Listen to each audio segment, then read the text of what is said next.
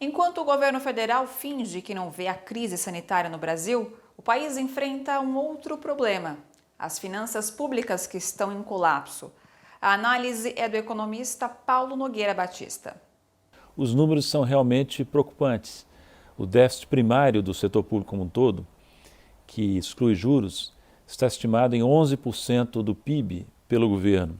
E o déficit nominal, que inclui, além do componente primário, os juros da dívida pública, deve chegar, segundo o governo, a 16% do PIB.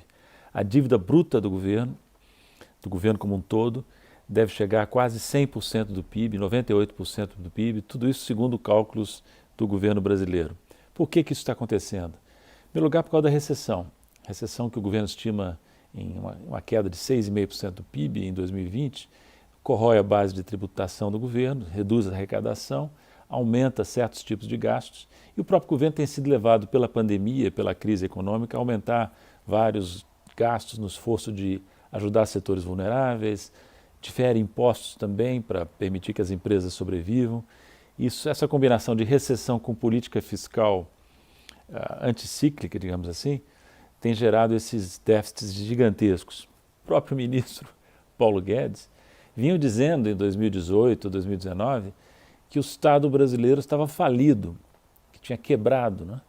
E isso numa época, estou falando de 2018, 2019, numa época em que o déficit nominal, que hoje está estimado em 16% do PIB, era de 6 a 7% do PIB. E a dívida bruta, que deve chegar a quase 100% do PIB, era de 70, 75% do PIB. A dívida bruta não é o melhor indicador. No caso brasileiro, certamente não, porque nós temos o setor público brasileiro tem ativos importantes, tem reservas internacionais consideráveis acumuladas no período Lula, sobretudo, e tem créditos contra bancos públicos, notadamente o BNDES. E se você deduz da dívida bruta esses ativos do setor público como um todo, você chega a uma dívida líquida da ordem de 70%. Vem crescendo também, mas consideravelmente mais baixa que a dívida bruta que o governo costuma enfatizar. Deve-se considerar também que a nossa dívida pública é uma dívida interna, com uma base de investidores mais estáveis e com um percentual ligado a câmbio, indexado a câmbio ou em moeda estrangeira, relativamente baixo. Outra coisa, é importante olhar para o déficit ajustado para excluir efeitos cíclicos, os efeitos da recessão. E se nós observarmos esse dado, que não é calculado regularmente pelo governo, ele certamente não será tão alto quanto os 11% de déficit primário que se observa no ano de 2020. A situação do setor público brasileiro se complicou muito em 2020, né? Eu não sou daqueles economistas que dizem que não há restrição fiscal, que se comportam como se não houvesse restrição fiscal. Existe e é preciso entender por quê. Primeiro, por exemplo, o déficit fiscal que deve ser financiado com dívida ou base monetária não é o déficit ajustado para efeitos cíclicos, é o déficit nominal, né?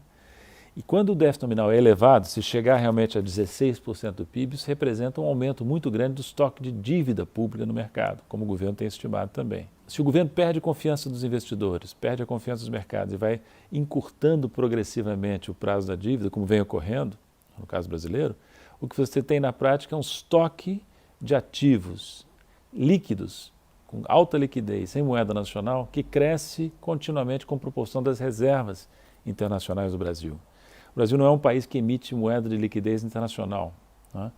Então é um país que tem uma moeda potencialmente vulnerável. Se a relação ativos em reais, reservas internacionais cresce indefinidamente, o risco é que em certo momento haja uma corrida contra a moeda nacional, um choque na conta de capitais do balanço de pagamentos que possa precipitar uma crise muito grave.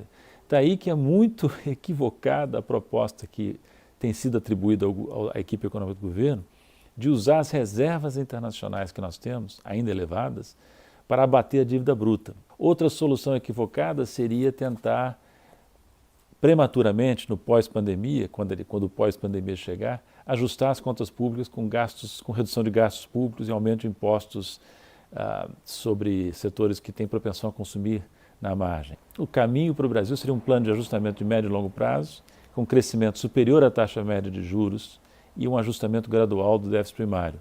Isso tudo é fácil de dizer, difícil de praticar, porque tem um pressuposto aí, né? Nós precisamos, para fazer um plano desse, nós precisamos de governo, algo que infelizmente nós não temos. Gente, bora fortalecer a TVT? É só clicar em inscrever-se e depois clicar no sininho. Pronto! Assim que pintar notícia nova, você fica sabendo no ato.